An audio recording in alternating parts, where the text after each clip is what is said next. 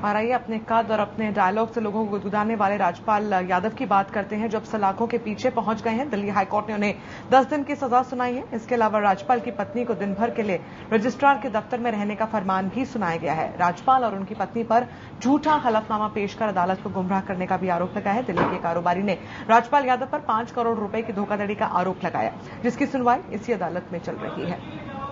द्वारिका सदन चोरी नहीं हुआ है, हमारे दादाजी हमारे पिताजी का सपना चोरी हुआ है। अता पता लापता कॉमेडियन राजपाल यादव की खुद को बताओ डायरेक्टर स्थापित करने की कोशिश। मकान के साथ मुंशी जी नहीं मिल रहे हैं। देश में भ्रष्टाचार और बदहाल सिस्टम के खिलाफ चल रहे आक्रोश को कैश करने की कवायद।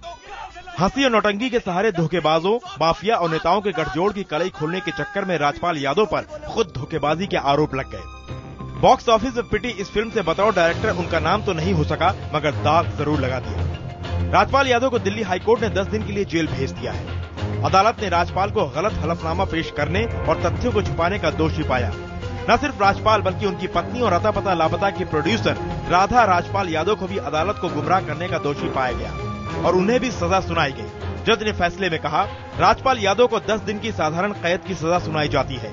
जहां तक उनकी पत्नी राधा यादव का सवाल है, तो अदालत उन पर नरमी दिखा रही है, क्योंकि उनके साथ मासूम बच्चा भी है। लिहाजा उन्हें अदालत के खत्म होने तक रजिस्ट्रार जनरल के दफ्तर में रखा जाए। इसके अलावा राज्यपाल के वकीलों को भी अदालत ने अवमानना का दोषी पाया।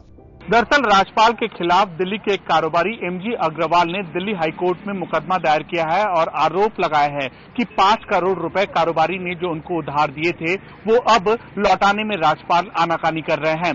मामला सुनवाई के लिए सोमवार को आया और हलफनामा अदालत में दाखिल किया गया।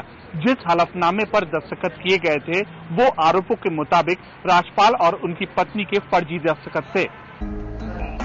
मामला दरअसल साल 2010 का है। आरोप है कि राज्यपाल ने मुरली प्रोजेक्ट से 5 करोड़ रुपए का लोन लिया था।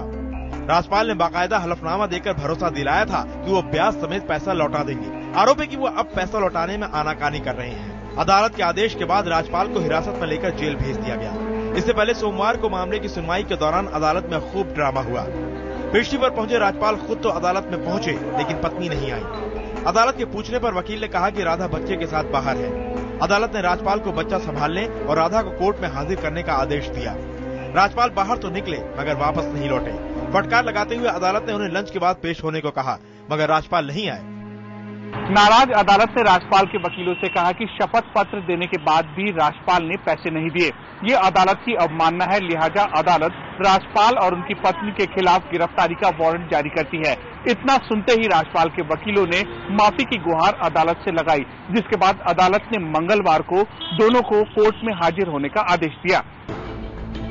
राज्यपाल यादव को मिली ये सजा उनके व्यवहार को लेकर है। धोखाधड़ी के आरोपों पर फैसला अभी बाकी है। कारोबारी के आरोपों में कितना दम है, ये तो वक्त बताएगा, मगर इतना तय है कि हंसाने गुदगुदाने वाले राज्यपाल यादव का पता फिलहाल जेल है। अमित पांडे, दिल्ली, IBN 7।